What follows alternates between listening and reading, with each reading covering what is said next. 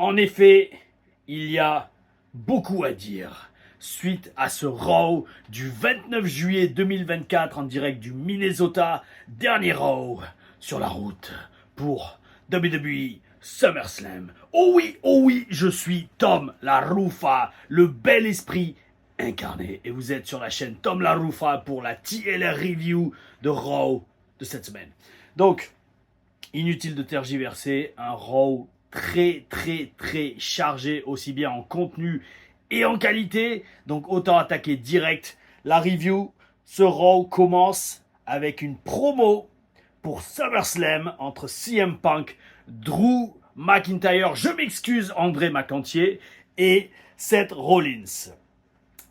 C'est un des matchs les plus tendus du show, les plus tendus de Raw, avec une rivalité qui dure depuis des mois. Donc déjà, autant le dire tout de suite, gros respect à André McAntier, pour avoir gardé vivant une rivalité avec CM Punk, alors que CM Punk a été absent pour blessure pendant 6 mois. Ça, alors, je pense éventuellement que les scripteurs l'ont un peu aidé, mais à la base, je suis quasiment persuadé que c'était uniquement Drew qui, à travers ses réseaux sociaux, continuait à vanner CM Punk qui était blessé pour tout simplement entretenir la hype, comme je disais l'autre fois, entretenir la hit, c'est-à-dire l'intérêt des fans pour cette histoire, que ça aboutisse sur un match ou pas au retour de CM Punk. Et là, encore une fois, respect total au professionnalisme de Drew, mais tout simplement à la connaissance et l'expérience d'un mec qui catch depuis presque ou même plus de 20 ans. Et ça se remplace pas, ça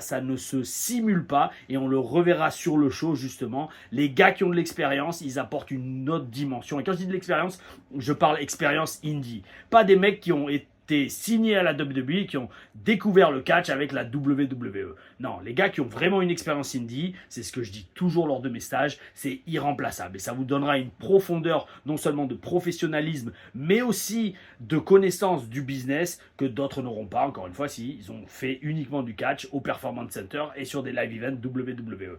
Donc, Drew qui a gardé cette feud vivante alors que CM Punk était blessé, ultra respect mec, parce que là on en arrive justement à un gros match à SummerSlam entre Punk et Drew McIntyre qui va être arbitré par Seth Rollins. Seth Rollins qui se ramène sur le ring habillé en meuf. Alors ça, ça il faut m'expliquer. Non, il n'y a pas besoin de m'expliquer en fait, tout simplement parce que c'est son trip. Sans jugement aucun, pas du tout. Maintenant, le couple qui forme avec Becky Lynch, c'est quand même un peu space. Parce que d'un côté, tu as Becky Lynch qui est supposée être la femme de la relation, qui s'appelle The Man. Et le mari de la relation, il s'habille comme une meuf. Alors, inversion des genres, inversion de je sais pas quoi. On sait que c'est un thème qu'on retrouve beaucoup aujourd'hui dans la société. Ouh yeah. Bref, no comment, d'accord. Mais ouais, non, en fait, franchement, fuck. Seth Rollins, le problème que j'ai, le mec, je respecte énormément sa carrière, son talent dans le ring. Et pour l'avoir connu en développement, un peu, pas énormément, mais je l'ai quand même croisé plusieurs fois sur des shows, notamment à Tampa, à la FCW. Comment dire ça? En restant à ma place de mec qui avait jamais main eventé un show WWE, mais qui a quand même fait du catch depuis quasiment aussi longtemps, bon, peut-être même plus longtemps que lui, je sais pas quand est-ce qu'il a commencé Seth Rollins. Moi j'ai commencé en 2006, mon premier match sur show, donc à voir. Bref, tout ça pour dire, en fait c'est forcé. Seth Rollins c'est forcé. Tu sais, quand il arrive et qu'il fait comme ça, avec ses tenues qui sortent de toutes les couleurs, alors que je redis à NXT, c'est un peu moi qui ai inventé ça. Hein. Enfin, qui a inventé, non, j'ai pas inventé ça dans le catch. Mais à une époque où tout le monde se ramenait en costard-cravate bleu foncé, noir, etc. Comme j'étais blessé, il fallait que je conserve mon spot. C'était en 2013, je m'en souviendrai toujours. Un jour, je me ramène avec un costard blanc, chemise noire, ouverte, petit handkerchief, le petit carré de tissu qu'on met dans la poche rouge, portrait craché de Tony Montana dans Scarface. Et réflexion des mecs comme Corbin ou quoi, qui me disent Frenchy, tu vas te faire virer. Sous-entendu, à t'habiller comme ça, c'est-à-dire t'habiller avec des costards pas, enfin, qui sortent de l'ordinaire, quoi, qui flashent vraiment, tu vois.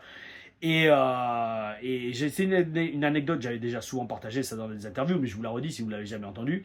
Et là, il y a bon, donc les boys étaient là, genre, oh Frenchie, arrête, t'es fou, tu vas te faire remarquer, tu vas te faire virer, alors qu'en plus j'étais blessé. Mais moi, à l'inverse, c'était le but de me faire remarquer, de sortir de l'ordinaire, de sortir du politiquement correct, mais tout en restant professionnel. Attendez, c'était un costard blanc. Les photos, elles sont sur mon Instagram, de toute façon, il suffit d'aller voir, Instagram et Facebook. Et bref, et ce jour-là, donc à NXT, il y a Joey Mercury qui vient me voir et qui me dit Frenchie, it's good, you know what you're doing. Tu sais ce que tu fais. Sous-entendu, avec ce costard, t'attires tous les regards sur toi, il y a tout le monde qui te voit backstage. Et c'est très bien. Et là, en fait, je dis ça, pourquoi je dis ça? C'est parce que à l'époque, donc, j'étais vraiment, franchement, le premier à NXT à m'habiller avec des costards de toutes les couleurs. Même Byron Saxon s'habillait classique et tout. Et après, quand j'ai vu que ça marchait, le costard blanc, j'ai acheté le rouge, j'ai acheté le bleu ciel, j'ai acheté le jaune fluo, j'ai acheté l'orange, j'ai acheté le rose. Enfin bon, yo, je les ai toujours dans l'armoire juste à côté. Je les ai ramenés des States. J'ai dû acheter une dizaine de costards avec des couleurs ultra flashy, tout simplement pour déjà changer à chaque tapings. Et voilà, il y a blindé. Et un jour, Billy Gunn, qui était le producteur d'un segment où je faisais le manager, à l'époque, je faisais le manager à la télé avec les grosses chemises en tigre, les grosses chaînes en or et la chemise ouverte. Et un jour, je suis backstage avec le costard jaune. D'ailleurs, vous trouverez facilement la vidéo sur mon Instagram. Backstage avec donc mon costard jaune fluo. Et j'allais l'enlever pour me mettre avec la chemise en tigre et tout, ou en zèbre à l'époque. Parce que j'avais gardé celle en tigre sur 2 ou 3 shows. Et après, c'est la mentalité. C'est, ils t'ont vu avec un certain look pendant 2-3 fois. Et maintenant, tu changes. Tu vois, tu changes comme ça. Comme ça montre que tu investis dans ton perso et que tu ne te reposes pas sur tes lauriers, quoi. Et Billy Gunn, qui était le producteur du segment, vient me voir et il me dit Hey Frenchie, bon, je traduis en français. Tu vas mettre quoi pour sortir de go out there, comme on dit en anglais, pour sortir du rideau. Et moi je fais sûrement comme d'hab, ma chemise en zèbre avec les chaînes en or. Il me fait écoute, tu veux pas garder ce costard là que t'as, costard jaune fluo, atomique, banane atomique. Voilà, c'est comme ça que William Regal l'avait décrit en commentaire à NXT. Et je lui fais ouais, si tu le dis, vas-y, c'est toi le producteur, c'est toi le boss, hein, je le fais, il n'y a pas de problème. Et il a eu raison, hein, parce que fuck, à la caméra, ça rend de ouf. Ça rend de ouf. Allez voir mon Instagram pendant le confinement, j'avais ressorti toutes mes vidéos. Et puis même, vous allez sur le network, vous mettez Sylvester Lefort, vous allez le voir. C'était et même sur YouTube, elle doit y être celle où je sors avec le costard jaune fluo. Bref, tout ça pour dire, Seth Rollins, il s'habille toutes les couleurs depuis plusieurs années. Alors, le truc, c'est que niveau personnalité, il n'a jamais été très fort avant ça. Dans le Shield de Seth Rollins, niveau personnalité, il n'y avait que dalle. Maintenant, avec cette vibe qu'il a depuis plusieurs années, c'est pas nouveau, mais là, maintenant que je regarde les shows en live pour la chaîne et pour les reviews, ben, je le vis en fait. C'est forcé, mais c'est tellement forcé que ça en devient bien. C'est ça le truc. Et c'est ça qu'en fait, bon, dans un sens, j'ai envie de dire respect, parce que c'est ce qu'on dit, je vous le redis, mémorisez ça, c'est tellement forcé que ça en devient bien. Parce que des fois, c'est forcé, mais ça n'est pas assez, ou ça n'est pas assez, c'est pas assez bien fait pour que ça devienne bien. Lui, ça va. Parce qu'en fait, il est tellement talentueux et aussi les gens ont tellement de respect pour lui qu'on accepte le fait qu'il soit comme ça et qu'il soit over the top et que même si c'est pas du tout crédible, je reviendrai sur ça là-dessus juste après ce que je vais finir là, même si c'est pas du tout crédible, on l'accepte parce que c'est Seth Rollins et c'est un super bosseur. Pourquoi je dis on l'accepte même si c'est pas du tout crédible? Parce que ça a été une des discussions que j'ai eues avec Triple H juste avant d'être libéré de mon contrat début 2016. Triple H me dit en one-on-one, grosso modo, je revenais de ma deuxième opération du genou et il me dit, verbatim, j'ai besoin de plus de réalisme. Voilà, il me dit, toi c'est super, je sais que tu as l'accent, je sais que tu as la personnalité et tu as le look qui sort, comment il me dit, qui est extraordinaire, voilà, le look extraordinaire. Maintenant, venant de toi, j'ai besoin de plus de réalisme et quand j'aurai plus de réalisme de ta part, bah, tu seras de retour sur le show. Alors, moi j'ai fait ok monsieur, je vais essayer. Donc à partir de là, j'ai commencé à m'habiller tout en noir, chemise noire, sans lunettes de soleil, pour vraiment rester réaliste. Mais pour moi, réaliste, ça se traduisait en boring, ennuyeux. Mais le truc, c'est ça que je ne comprenais pas, c'est que je me disais, bon, c'est du catch, c'est du divertissement. Pourquoi est-ce que, justement, vous voulez que je ne l'ai pas dit, mais c'était dans ma tête, la discussion que j'avais dans ma tête, c'est pourquoi vous voulez que je rentre dans le moule alors que j'ai tout pour en sortir. Je suis français, j'ai un accent, j'ai de la personnalité, j'ai un look de ouf. Je comprends pas. Est-ce que, grosse interrogation, et c'est souvent ce qu'on se disait avec Marcus, est-ce qu'ils veulent justement que tout le monde soit blend, alors comme on dit, que tout le monde rentre dans le moule, pour que justement, ceux qui ont besoin de sortir du moule, mais qui n'ont pas ce charisme naturel, eh ben on leur donne le côté bigger than life, plus grande nature. Et ça rentre dans la case de Seth Rollins. Parce que Seth Rollins, si vous lui enlevez toutes ses tenues de ouf et sa personnalité, genre le rire forcé, etc., qui me sort par les yeux, pour être honnête, mais c'est parce que moi, j'ai pas besoin de me forcer pour avoir du charisme. En fait, si vous lui enlevez ça, il a la musique d'entrée, d'accord, il a le catch, mais après, il n'y a plus rien niveau personnalité. Donc le truc, c'est ça. C'est toujours un dilemme de ouf. Et souvent, on se posait la question avec Marcus Louis, Baron Dax à la TNA, de se dire, pareil pour Enzo et Cass, est-ce que des fois, justement, ils ne nous maintiennent pas, nous, par exemple, les légionnaires, les Français, vraiment, entre guillemets, boring, ennuyeux. Ils ne donnaient pas beaucoup le micro, ils ne nous laissaient pas faire les promos qu'on faisait au PC, parce qu'il ne fallait pas qu'on vole la vedette à ceux qui voulaient pusher. Peut-être. Et c'est une façon de voir les choses. J'ai presque envie de dire, c'est un peu comme quand on fait un film, quand on écrit les répliques d'un film, il y a les personnages principaux et les personnages secondaires. Et c'est comme ça que le business marche. Et si le personnage secondaire a trop de gueule, trop de charisme, et que chaque fois qu'il sort une ligne, tous les yeux et toute l'attention va sur lui, je peux vous dire que le directeur et le producteur, ils vont dire, oh là, on va se calmer, on va lui enlever quelques lignes, ou même au montage final, on va pas les mettre, parce que ce mec, complètement, il obscurcit la lumière des stars du film. Et encore une fois, c'est logique, c'est le boulot, c'est comme ça. Mais quand on est jeune et qu'on a moins de 30 ans comme je l'étais, on a du mal à l'accepter. Bref, dans ce segment, donc à part, voilà, Seth Rollins habillé comme neuf, j'ai encore rien dit, ça fait déjà 10 minutes de vidéo. CM Punk a pris du muscle. Bel esprit, on attendait ça depuis 20 ans. Ensuite, d'ailleurs, voilà, alors, j'ai été très déçu de ce segment, autant le dire tout de suite. Pourquoi ? Parce que les paroles, l'intérêt de cette feud, c'est une feud personnelle entre Punk et Drew McIntyre. Ok, on lance Seth Rollins au milieu, mais c'est pas à Seth Rollins de tirer la couverture. Enfin, moi, c'est à mes yeux. L'intérêt de ce match, c'est de savoir enfin qui d'entre Punk et Drew va défoncer l'autre. Et Seth Rollins, il est là pour call things in the middle, c'est-à-dire être pas fair play, mais être justement le seul capable de garder l'ordre entre les deux. Et en fait, c'est pas du tout ce qui est ressorti de ce segment. Alors, je sais pas pourquoi ils l'ont écrit comme ça, je sais pas ce qu'ils ont voulu faire, je sais pas ce qui va se passer à SummerSlam, mais moi, j'aurais pas du tout vu ça comme ça. Moi, j'aurais vu un Seth Rollins qui dit, écoutez, Punk, Drew, je sais que vous pouvez pas vous blairer, j'ai envie de dire André à chaque fois, je sais que vous pouvez pas vous blairer, mais en attendant, je m'en fous. Je serai là pour maintenir l'ordre et que le meilleur gagne. Et qu'on sache enfin qui de vous deux est meilleur que l'autre. Point. Et Rollins a dit exactement le contraire. Il a dit grosso modo, peu importe ce que je fais, peu importe ce que je décide de faire, vous la fermerez et vous m'écouterez moi. Si j'ai envie de compter 1, 2, 3, je le ferai. Si j'ai pas envie, t'as rien à dire. Si j'ai envie de compter des comptes avec ça, je le ferai. Si je le fais pas, vous avez rien à dire. Mais en fait, pour moi, alors je sais pas, c'est mon avis personnel. Dites-moi ce que vous en pensez dans les commentaires. Mais ça retire tout au match en fait. Parce qu'en fait, grosso modo, ça va être le Seth Rollins show au final. Et donc au final, dans ces cas-là, si on voulait vraiment voir qui était le meilleur de Drew ou de Punk, autant faire un last man standing match, pas mettre Seth Rollins en arbitre. Voilà, c'est pour moi un mec qui est un arbitre. Le mec, il est là justement pour faire arbitre, pas pour faire sa propre loi, pas pour faire le petit dictateur, je sais pas. C'est comme ça que j'ai ressenti le truc et j'ai vraiment été déçu. Parce que je m'attendais à quelque chose qui donne de l'enjeu au match. Et en fait, là, maintenant, tout ce que j'ai eu, c'est que, en fait, c'est Punk qui va faire sa loi. Enfin, Punk, c'est Rollins qui va faire sa loi. Et les deux autres, ils fermeront leur gueule, sinon ils seront disqualifiés. Mais c'est pas du tout ce que j'attendais pour le dénouement de cette feud, en fait. Je sais pas, franchement, il m'a laissé un arrière-goût de renvoi, de vomi, ce segment. Ce qui est dommage, parce qu'en fait, le pire dans le segment, c'est que pour moi, le gros gagnant du segment, c'est Drew. Parce que Drew est resté intense. Drew, j'ai cru tout ce qu'il me disait. J'ai absolument cru tout ce qu'il me disait. Parce qu'il y a une part de vrai quand même. Il y a une part de vrai. On le voit dans les yeux et on le voit dans les storylines. Et bon, bref, tout ça pour dire, Drew, c'est le grand gagnant du segment. Seth Rollins, à mes yeux, il est passé complètement. Enfin, quand je dis Seth Rollins, c'est la façon dont le segment a été scripté, comprenez-moi. Il est passé complètement aux côtés de la plaque parce que le message qu'il a transmis, c'est pas du tout le message que j'attends d'un guest referee. Et CM Punk, désolé de le dire, mais j'ai trouvé qu'il est en perte de vitesse. Les chants CM Punk étaient forcés. On a senti que 2 ou 3 fois il les attendait. Ça vient pas. Ah, il y en a un peu qui chantent. Ah ouais, d'accord, ok, ça vient peut-être. Vous voyez pas avec mes yeux, mais bon. On sentait, je le refais, que des fois il était là, genre CM Punk, il attendait. La foule, ok, ça vient. Ouais, il y en a un peu, ça vient pas. Et après, il fallait même les relancer au micro, comme l'aurait fait un LA Knight avec beaucoup plus de succès. Puis de toute façon, bon, moi, à la base, j'ai jamais été un grand fan de CM Punk. N'en déplaise à French Wrestling Beast. Mais ouais, non, CM Punk, pour moi, a souvent été overrated. Et ça se voit dans ce segment, au final. Parce que passer la hype de CM Punk, une fois qu'on l'a sous les yeux, on se rend compte que, bon, déjà, Primo, il est plus petit que Seth Rollins. Il est plus petit que Drew McIntyre.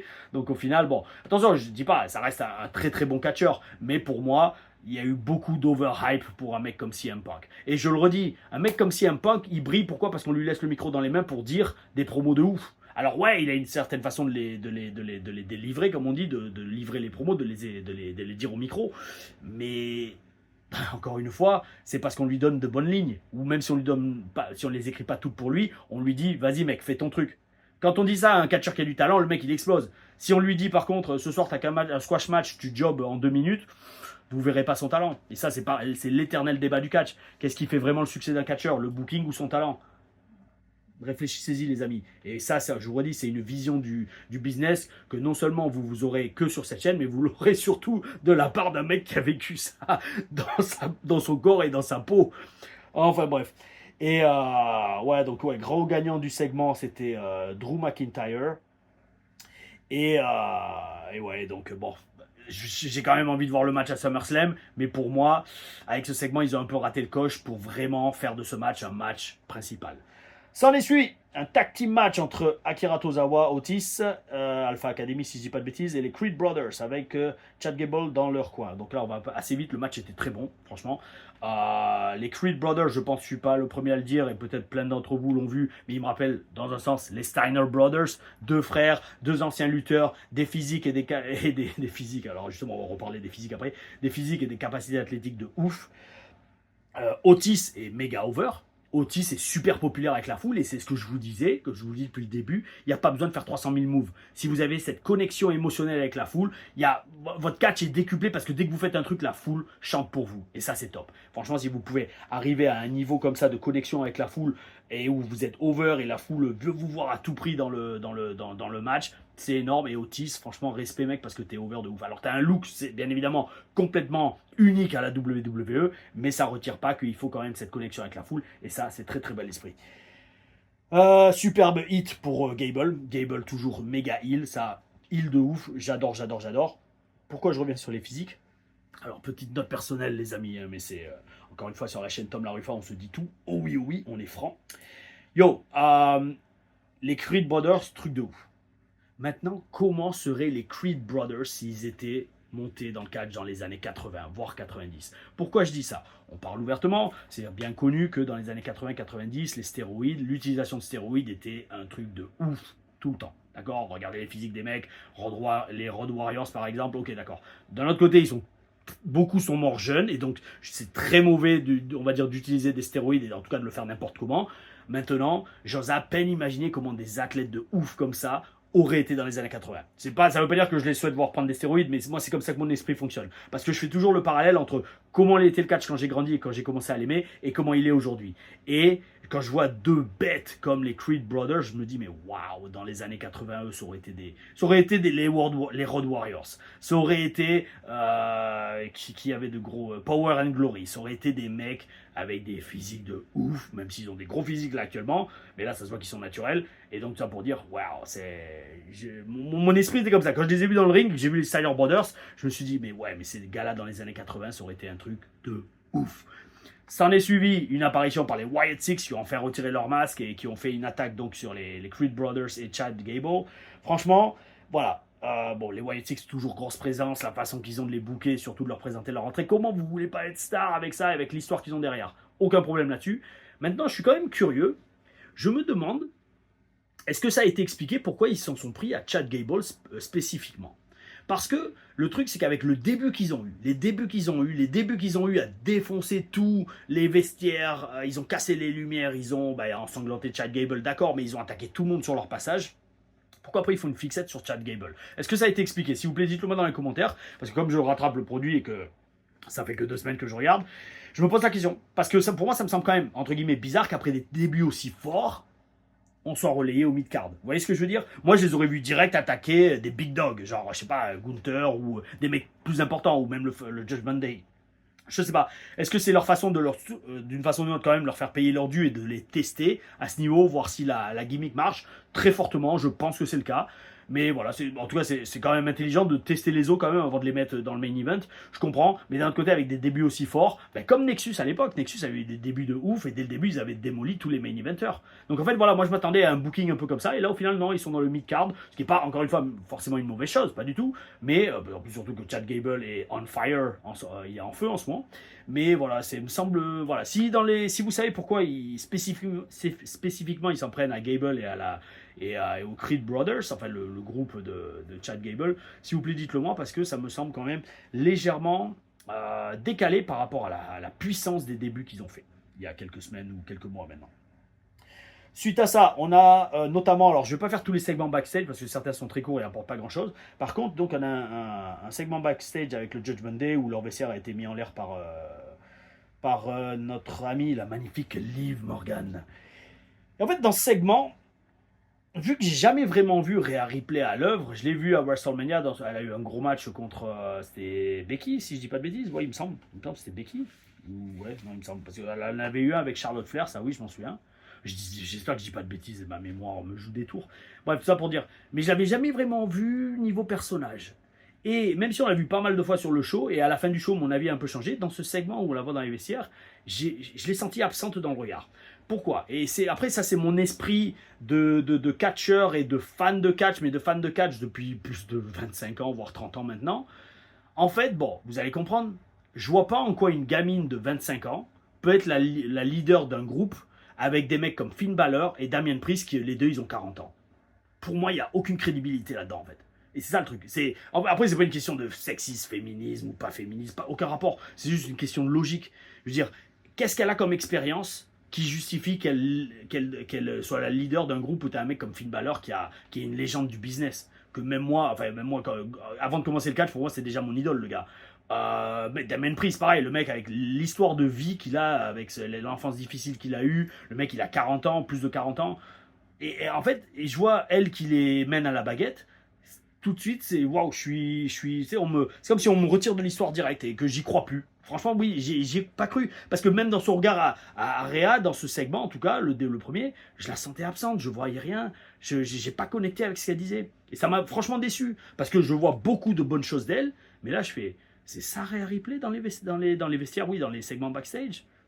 Et moi, c'est comme ça que je regarde le catch, et c'est comme ça aussi que je l'analyse. C'est pas juste d'être dans le ring, faire des bons matchs et faire des bonnes prises et faire oh, je suis un grand catcheur. Non, non, non. C'est présenter le total package. Alors, oui, elle a un look de ouf. Oui, elle catch super bien, ça ouais. Mais si derrière, il n'y a pas la personnalité pour assumer et incarner la gimmick et le rôle qu'on te donne, là, il va y avoir un problème. Enfin bon, après, ça ne retire rien au succès qu'elle a. Et je me doute bien que c'est peut-être juste dans ce segment qu'elle n'était pas là, parce qu'après, dans le reste du show, ça allait un peu mieux. Mais là, c'était. Voilà, j'ai un avis mitigé là-dessus. Donc à voir sur le long terme. Si c'était juste une fois sans plus, ça passe. Mais si c'est un truc qui va se reproduire, je vais peut-être me lâcher sur Rhea Ripley, tout comme je vais me lâcher sur Sonya Deville, qui a encore une fois été très très très très moyenne, pour pas dire naze à ce show. On y reviendra tout à l'heure.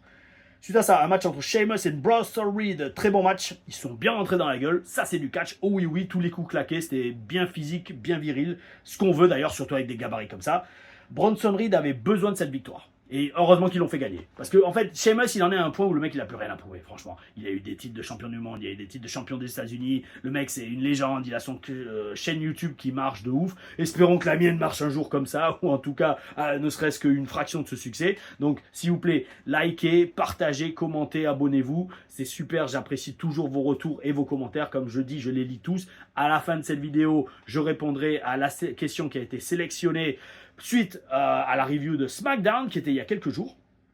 Et donc bref, Bronson Reed, il avait besoin de cette victoire parce que ça aurait rien apporté à Sheamus de le battre, en tout cas à Raw comme ça. Donc super cool que Bronson Reed ait gagné avec l'aide de Pete Dunne, qui a attaqué, alors ça j'ai jamais compris le mot, même en anglais ils savent même pas l'écrire, je leur avais déjà demandé là-bas aux États-Unis, le Shillelagh. Je crois que oui, je sais même pas ce que c'est. Enfin, le bâton en bois, on va dire le bâton en bois irlandais, voilà. Qui lui permet de gagner le match. Et alors, petit avis personnel, pareil, en tant que, j'allais dire, pratiquant professionnel, Sheamus, mec, essaye de mettre un singlet maintenant. Non pas, c'est pas une question t'es trop gros, c'est pas une question t'es pas sec, mais regarde. Un singlet bien moulant tirait super bien et ça retirait rien à ta shape. Le truc, c'est que, bon, on voit bien que t'as plus 25 ans, t'as plus 30 ans. D'ailleurs, Sheamus, je crois, avait été signé assez tard, à 30 ans. Bref, t'as plus le physique que t'avais avant, mais tu continues à vouloir porter le slip que tu as. Respect, mec, respect, parce que ça prouve que tu veux continuer à te donner un challenge personnel. Mais à ce niveau, mets un singlet, ça tirera beaucoup mieux et ça cachera tout simplement le fait que t'es pas ultra dessiné. Encore une fois, c'est pas une critique, c'est un conseil personnel. Moi, je te verrais super bien. Je dis, je tue comme si il m'écoutait. Si Sheamus, je le verrais super bien en singlet. Parce que ça changerait son look et surtout à ce niveau de sa carrière, ça marquerait une nouvelle étape dans sa carrière et visuellement, ça marquerait le fait que c'est une nouvelle étape dans sa carrière. Pourquoi? Parce qu'en fait, là, le truc, à continuer à le voir en slip, on a l'impression qu'il essaye tout simplement de rester dans le passé ou de revivre ses plus grandes heures de gloire. Et ça, enfin, moi, c'est comme ça que je vis le truc. Je sais pas si vous le vivez comme ça, mais je regarde Sheamus comme ça, toujours en slip, alors qu'il a plus vraiment le physique qu'il avait il y a quelques années. C'est, ouais, mais frérot, t'essayes d'être le Sheamus que t'étais avant, mais au bout d'un moment, faut tourner la page. Et quand je dis tourner la page, ça veut pas dire arrêter le catch, mais peut-être reviens avec un look différent. Et donc, look différent, un singlet. Et si tu fais ça, mec, crois-moi, ça sera top, parce que tu auras toujours tes bras, tes pecs et tes épaules dehors, et on verra juste que tu es un peu moins enrobé autour des hanches. Oh oui, oh oui. Suite à ce match, nous avons une promo de Damien. Alors, justement, ça aussi parce que c'est un point qui a été soulevé. Je vous dis, il y a énormément de choses à dire sur ce show et c'est super. Et n'hésitez pas à me dire ce que vous en pensez et comment vous sentez, vous appréciez ces reviews, TLR Review, hashtag TLR Review. On a soulevé la question que, d'ailleurs c'était en fait d'abord moi qui ai amené le sujet, c'est-à-dire que utiliser des faits de la vie réelle, sous-entendu dans les vestiaires pour les mettre dans des promos, c'était pas top. Mais après d'un autre côté, il y en a qui m'ont dit ouais mais alors donc dans ces cas-là, attaquer Damien Priest sur son passé qui est difficile, enfance difficile, etc. c'est pas top non plus. Non justement, il y a une très grosse différence entre les deux. Je vous explique. Le truc c'est que quand on parle de la vie personnelle, mais la vie privée personnelle, mais le chemin qui a amené un catcheur à arriver là où il en est à la WWE, ça fait partie intégrante de son personnage. Donc, qui dit ça, dit que on peut s'en servir dans des promos justement pour augmenter la dimension personnelle de la feud. À l'inverse, des trucs qui sont purement dans les vestiaires du genre des trucs d'insiders, des trucs vraiment dans les coulisses de professionnels, ça n'a pas la place dans le personnage du gars en fait. Je vous redis, c'est comme si en plein, je vous dis, je fais des comparaisons tout le temps avec le ciné. C'est comme si en plein Iron Man, le film Iron Man, l'ennemi d'Iron Man, de je sais pas dans quel film, dit à Iron Man ouais, mais de toute façon, toi, Tony Stark, tout le monde sait que tu as eu des problèmes d'alcool. Sous-entendu que c'est Robert Downey Jr. qui avait eu des problèmes d'alcool. Ça n'a aucun rapport avec le truc. Ça n'a aucun rapport avec le truc. Alors après, bien évidemment, vous allez me dire, oui, mais dans ces cas-là, ils disent pas non plus des faits sur des choses sur la vie personnelle de Robert Downey Jr. qui auraient peut-être un peu plus de rapport avec Iron Man ou Tony Stark. Oui, d'accord, mais quand même, je vous redis, il y a une différence quand même. Bon, il y a quand même une bonne différence entre le catch et le ciné, dans le sens que le catch, c'est un truc qui se vit tous les jours. 50, il y a combien de semaines dans l'année? 52, ouais. Bref, 365 jours de l'année, le catcheur vit le catch, que ce soit sur les live events, que ce soit sur les réseaux sociaux, que ce soit à Raw ou SmackDown. Un acteur ne vit un rôle que le temps du tournage et le temps que le film soit publié, c'est tout.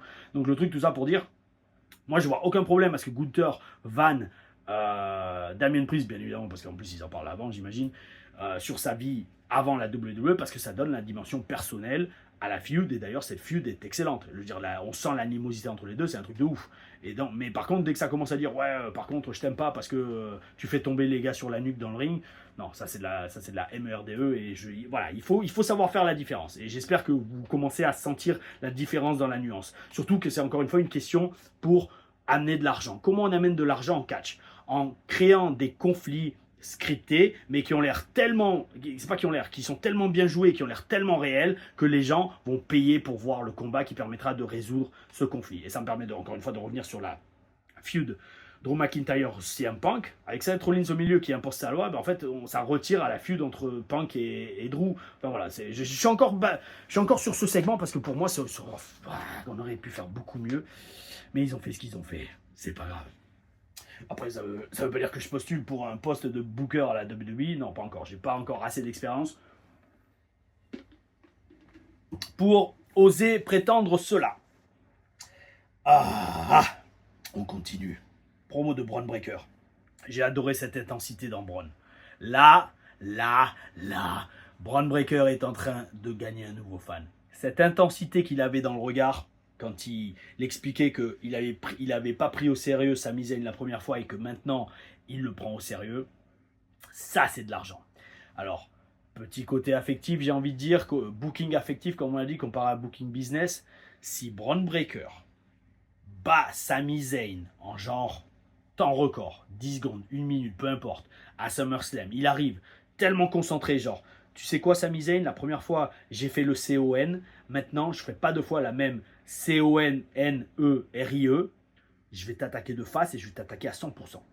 Si Bron Breakker fait ça, il arrive, ding ding ding, direct, spear, il le relève, un autre spear, boum, 3 spears, boum, 1, 2, 3. Tu vois, Zayn, je t'avais dit, quand je te prends au sérieux, là, plus personne peut me battre. Booking de ouf.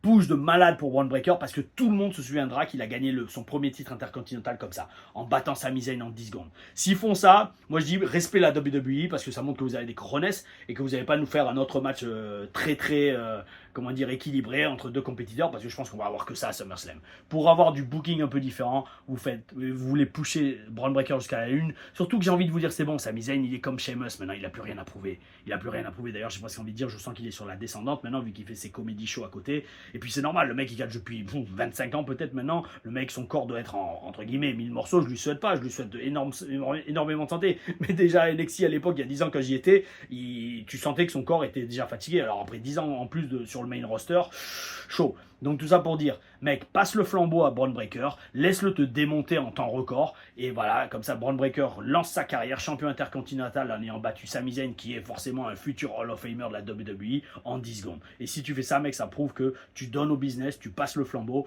et puis après voilà, tu vas pouvoir, comme on dit, ride into the sunset, c'est-à-dire chevaucher vers le soleil qui se couche. Oh oui, oh oui. Est-ce qu'ils vont faire ça? Je sais pas, mais franchement, s'ils font ça, bel esprit. Et s'ils font ça, bel esprit, vous pourrez dire Tom Larifa encore une fois. Prédit l'avenir, tout comme à l'époque je le faisais avec French Wrestling Beast, Guillaume, sur les vidéos. Parce que je me souviens, on disait à l'époque, Roman Reigns, le jour où il passera il, ça sera un truc de ouf. Et ça avait été ça. Oh oui, oh oui. Alors, après cette promo de Bron Breakker singles match, Jey Uso contre Carlito. Ouais, ça va, bon petit match, rien de spécial à redire. Juste petit commentaire, précisément dans les commentaires, si vous pouvez me confirmer, il me semble que Carlito a utilisé le finish d'Austin Theory. C'est-à-dire où on prend le mec sur les épaules en Fireman's Carry, on le fait pivoter et on termine en RKO, neckbreaker, driver, comment c'était, Ace Driver, c'était le finish de DDP Diamond Cutter. Enfin voilà, vous voyez la prise que c'est. Confirmez-moi dans les commentaires que j'ai vu juste et que je commence à connaître un peu le produit. Oh oui, oh oui. Segment beatdown. Ouais.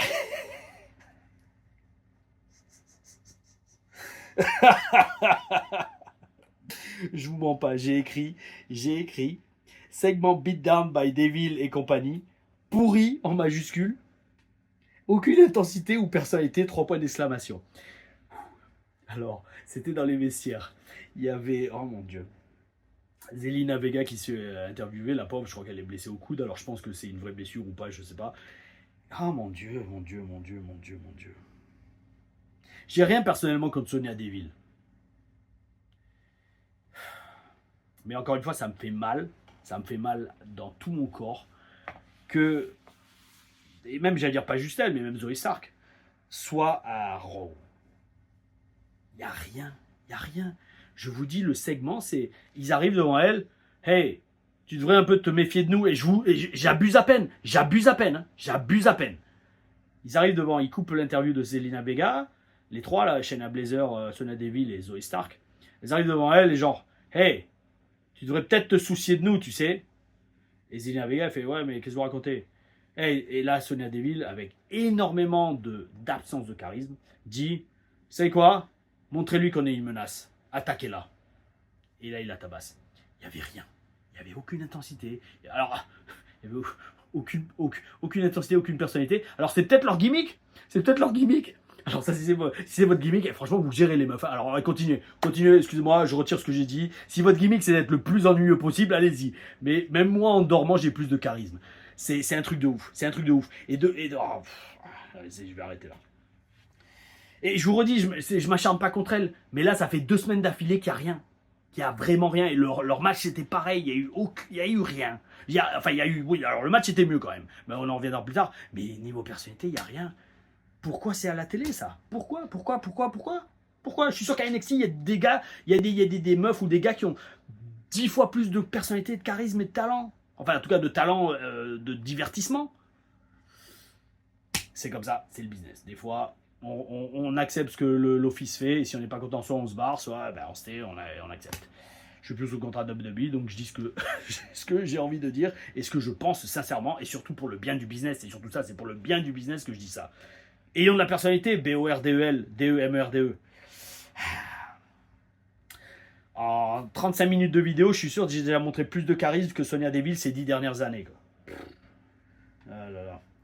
Bon, singles match, Xavier Woods contre Karrion Kross. Alors, en toute franchise, au début, j'allais un peu vanner Karrion Kross en disant ouais, mais mec, c'est facile de passer pour une star quand t'as Akam et Reza derrière toi, Paul Ellering et une bombita, c'est Scarlett Bordeaux, je crois, voilà son nom.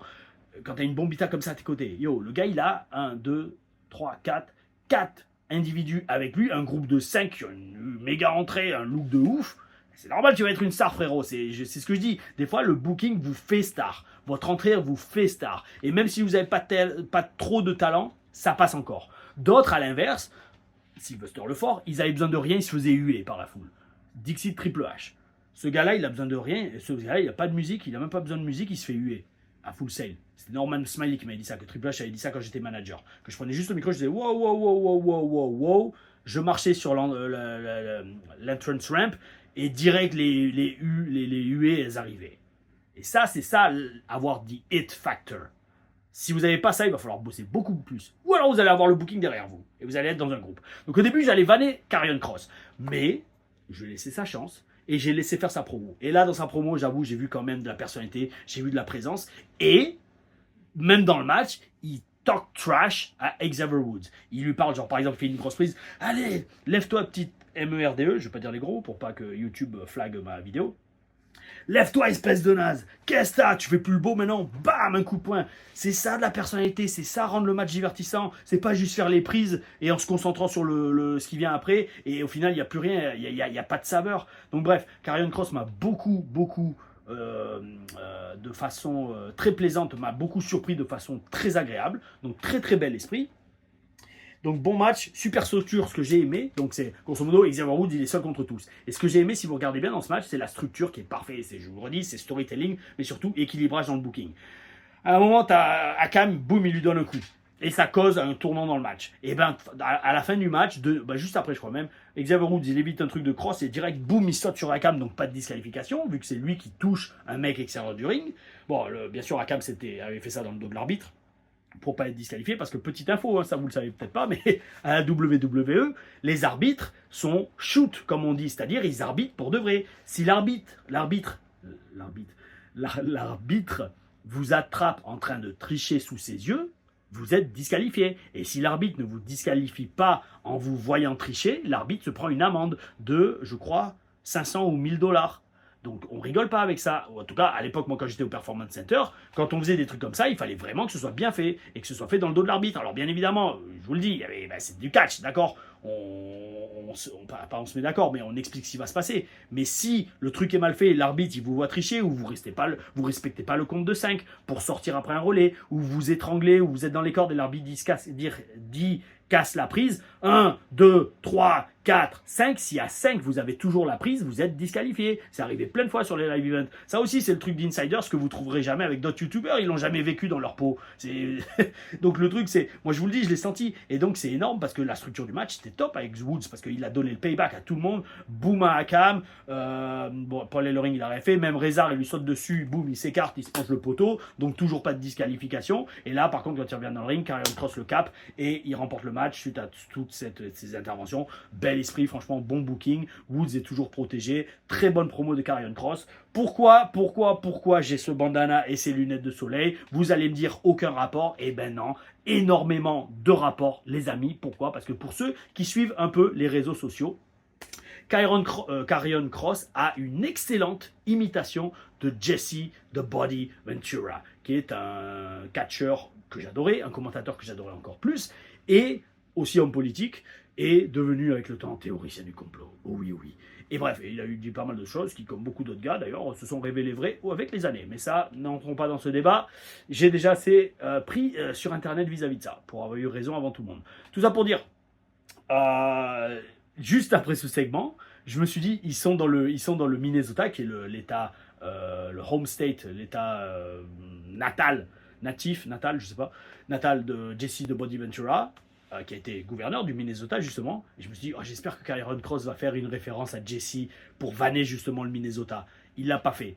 Mais bizarrement, ou justement niveau synchronicité, ou connexion avec les énergies, juste après ce match, on voit un segment backstage où tu vois Jesse de Body qui arrive et Triple H lui serre la main, petite discussion. Ouais, c'est super. Et Michael Cole qui dit, ouais, on est dans le Minnesota, l'état de Jesse de Body Ventura, légende de la WWE. Et ça m'a fait super plaisir parce que non seulement je me suis dit, ah, même s'ils l'ont pas impliqué dans le show, au moins on le voit. Moi j'aime beaucoup Jesse Ventura, il a vraiment une très bonne mentalité pour plein de choses.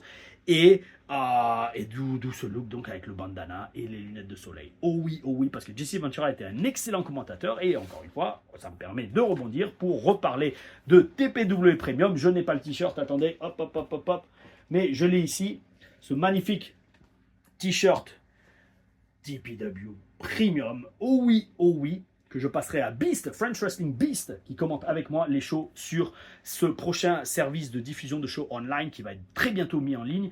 Pour cela, je vous prépare une vidéo où vous aurez sûrement en exclusivité une demi-heure entière de commentaires par moi-même, Tom Larifa, avec Guillaume Lepers, French Wrestling Beast, à qui j'en ai déjà parlé et qui est totalement motivé pour qu'on fasse ça. Et Jesse Ventura était un commentateur que j'adorais. Et franchement, bon, je ne vais pas me comparer à lui, mais j'aime beaucoup ces commentateurs qui avaient énormément de personnalité. Et qui, en plus, comme c'était des catcheurs, pouvaient non seulement se permettre de critiquer ce qu'ils voyaient dans le ring, mais surtout aussi le faisaient avec un œil qu'un mec qui n'a jamais fait de catch ou qui n'a jamais fait de catch vraiment à haut niveau, ou en tout cas à un niveau soutenu pendant de très nombreuses années, peut le faire.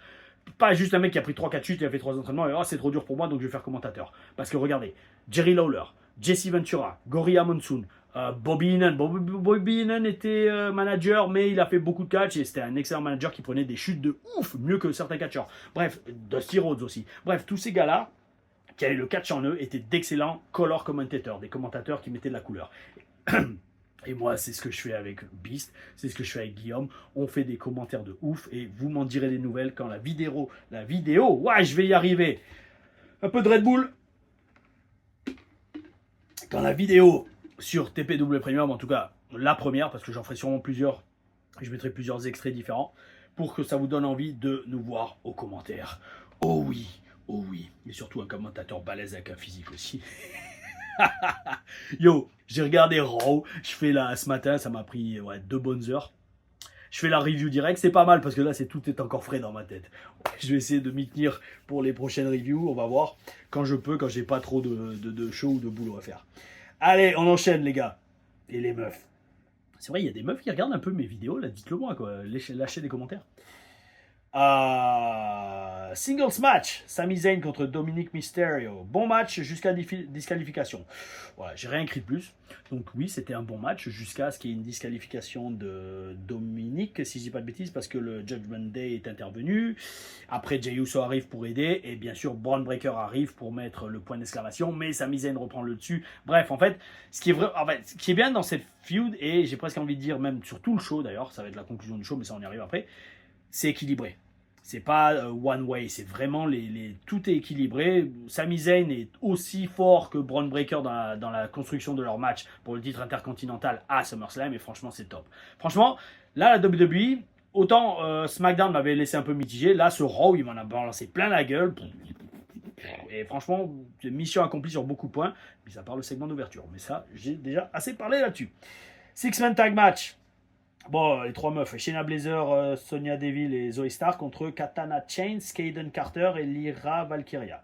J'ai marqué super travail en équipe par les Babyface. Ça, c'est vrai, elles ont très très bien bossé en équipe. Les 3 ont été ont été mises en avant à peu près de façon équitable, en tout cas dans l'offense. Même si on a vu Lyra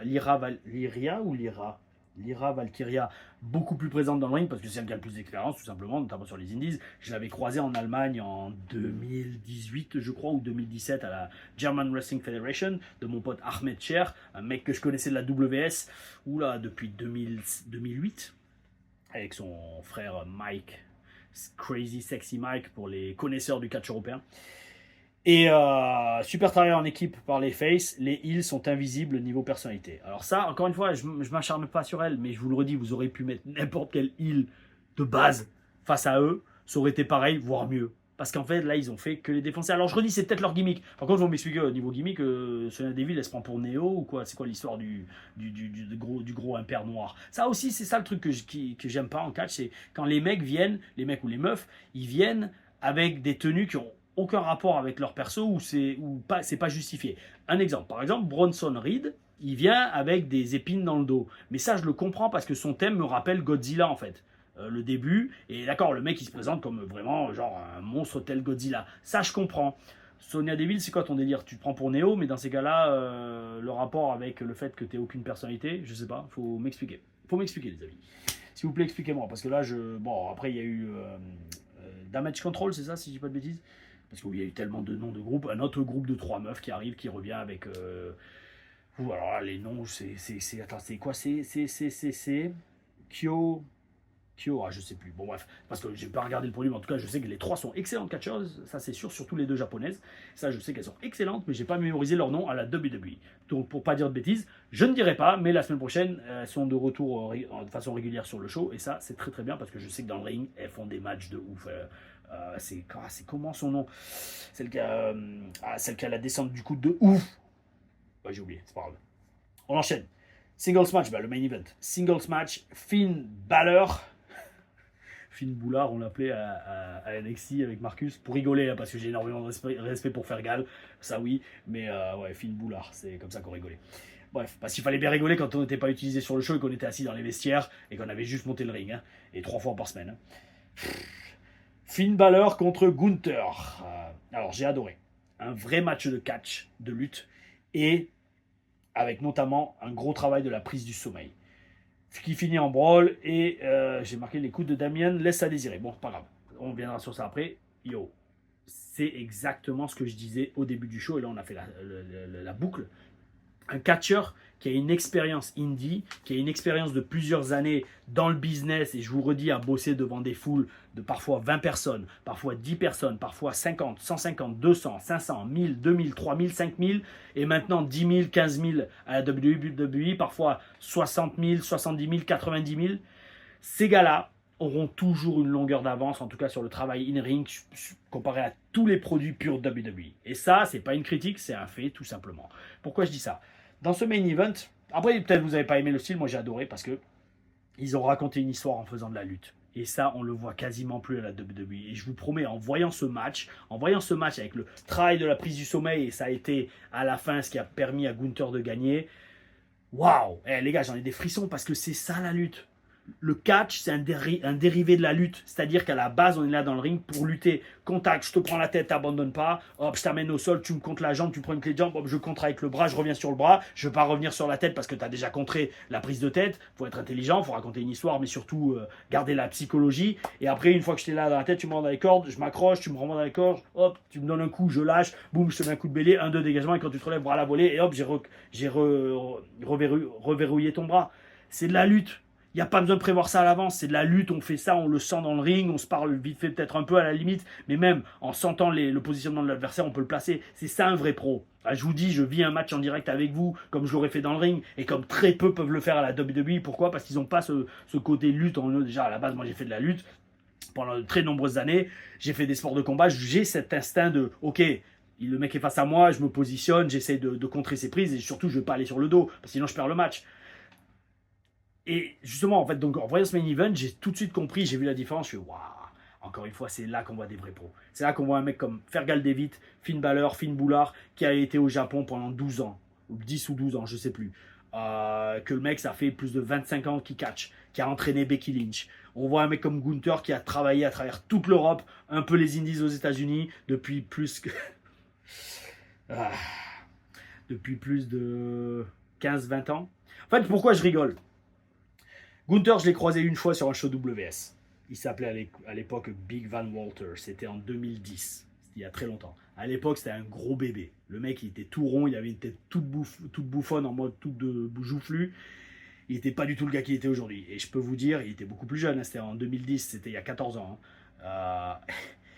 Et je peux vous dire, dans les vestiaires, c'était un gros déconneur. J'en arrête là, parce que je dirai pas les détails. Il y a des choses qui ne doivent pas se dire sur Internet. Ouais, en fait, il était venu avec une voiture d'Allemand. Il y avait Christian Eckstein, Walter, et un autre, je sais plus. Enfin, il y avait 2 ou 3 Allemands, et c'était Bernard Van Damme qui s'était occupé de leur booking. Parce que moi, en fait, à la WS, à la Wrestling Live, je m'occupais de tous les Anglais, vu que j'étais bilingue.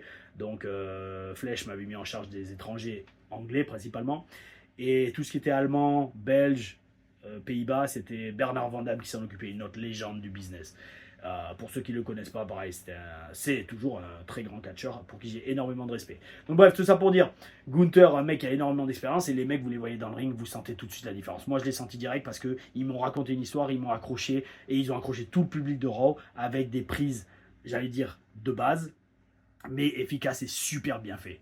Et ça, c'est toute la différence. Il faut des bases solides en catch, telles que je les enseigne dans mes entraînements et dans mes stages. Prochain stage du 19 au 23 août à Lyon avec la Brawl Spirit Federation. Toutes les infos sont sur mon Instagram et sur Facebook, sur ma photo de couverture. Mais tout ça pour dire qu'il faut des bonnes bases pour faire du bon catch. C'est comme quand vous construisez une maison, une image que j'utilise toujours dans mes entraînements et dans mes formations de catch. Si votre maison n'a pas des fondations solides, ça ne sert à rien de commencer à penser à la couleur du papier peint ou la couleur des tuiles que vous allez mettre sur le toit. Votre maison, elle ne tiendra pas longtemps et elle va s'écrouler très rapidement.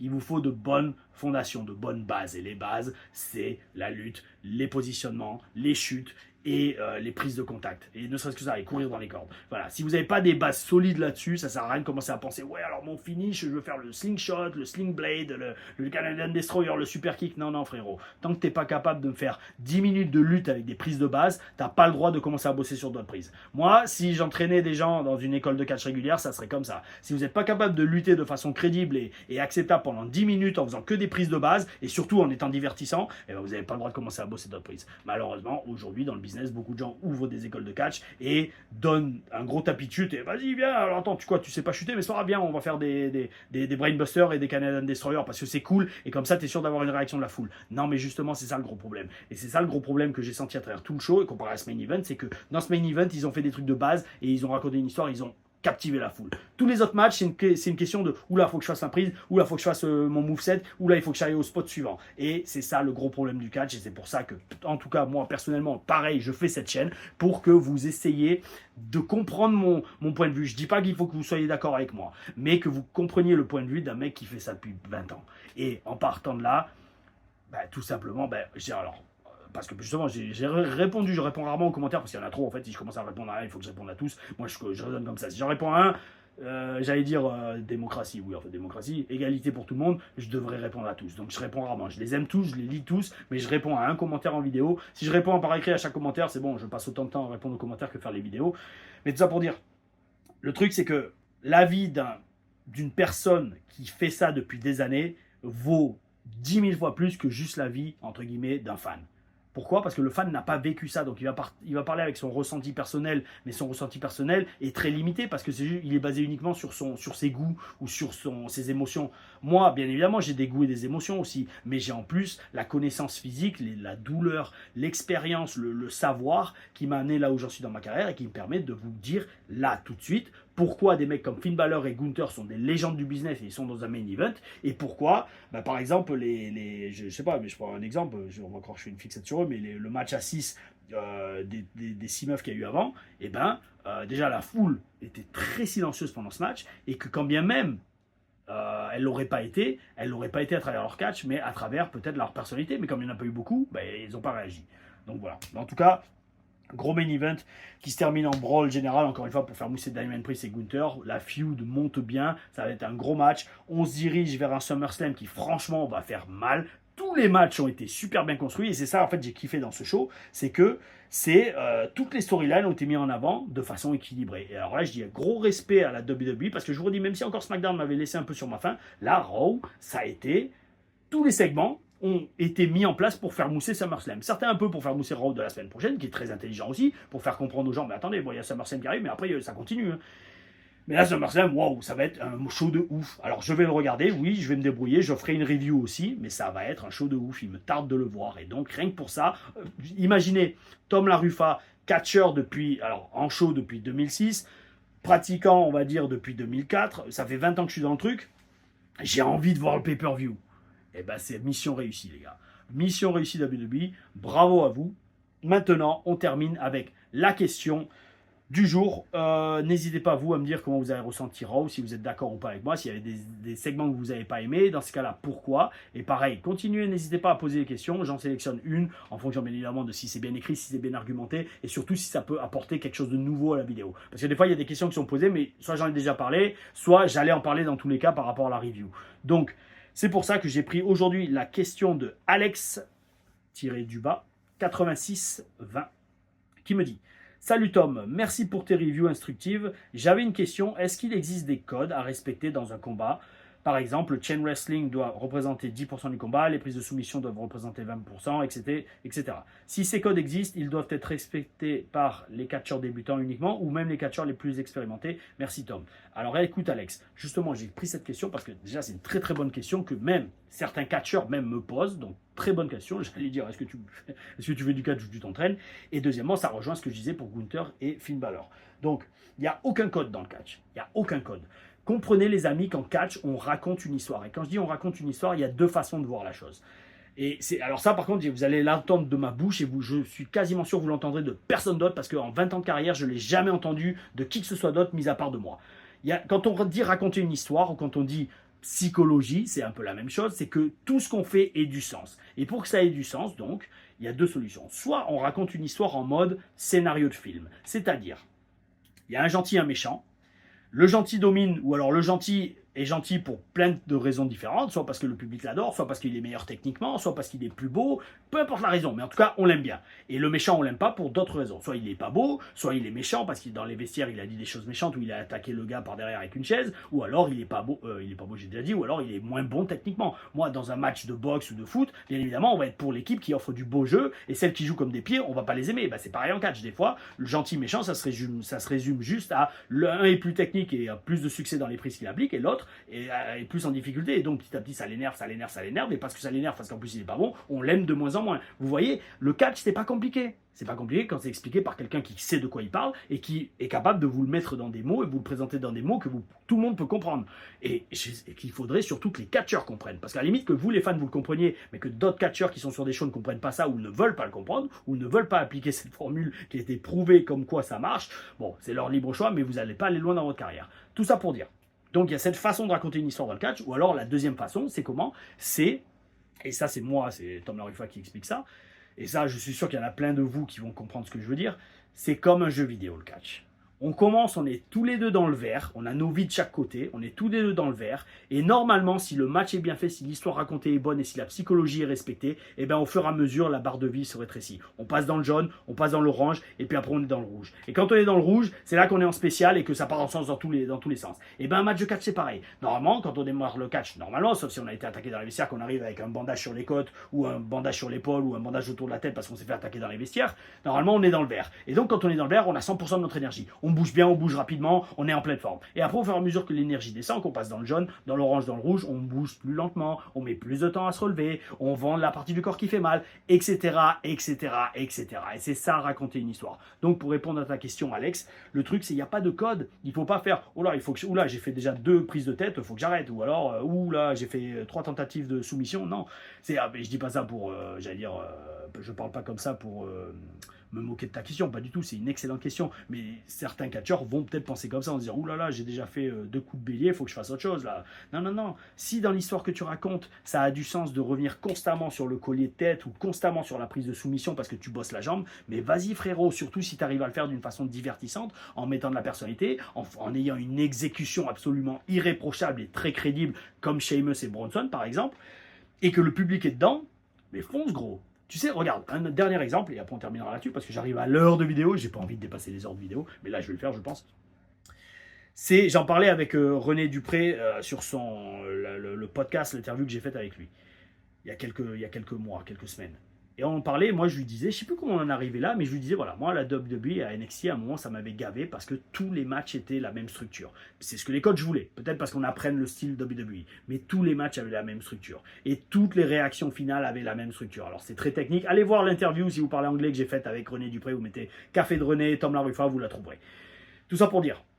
Et moi, je disais à René, ça me gavait, ça. Moi, je voulais changer. Je veux toujours me démarquer. Je veux toujours changer. Alors, à WWE, j'avais pas l'expérience ni le standing et la position pour le faire. Mais maintenant, sur les Indies, j'allais dire, c'est moi le roi. Oh oui, oh oui, c'est moi le patron, donc je fais ce que je veux. Non, je rigole, mais je rigole qu'à moitié. Parce que oui, sur un show, en général, je fais ce que je veux et ça marche. Tout ça pour dire, j'ai envie de me démarquer, j'ai envie de faire un match différent. Et là, on en parlait avec René, et le mec, il me fait, René, qui est un mec qui a eu quand même une carrière de ouf, mais lui et moi, on voit vraiment du même œil le business, on s'entend super bien. Peut-être un jour, on va faire équipe. Oh oui, est-ce que ça vous intéresserait de voir une équipe Tom Laruffa et René Dupré?